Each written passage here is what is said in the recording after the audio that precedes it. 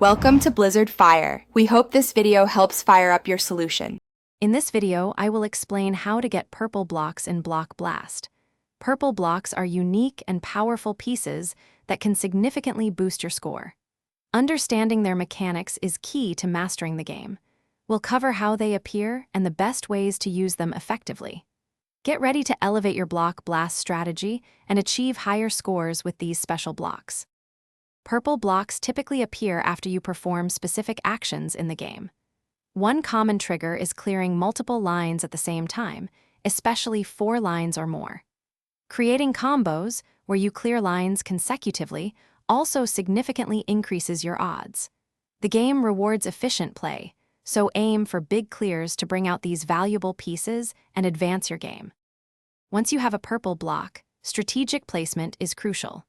These blocks are excellent for clearing large areas or getting out of tight spots. Consider saving them for when your board is getting full or when you need to set up a massive combo. Combining a purple block with other special pieces can lead to incredibly high scores and clear nearly the entire board.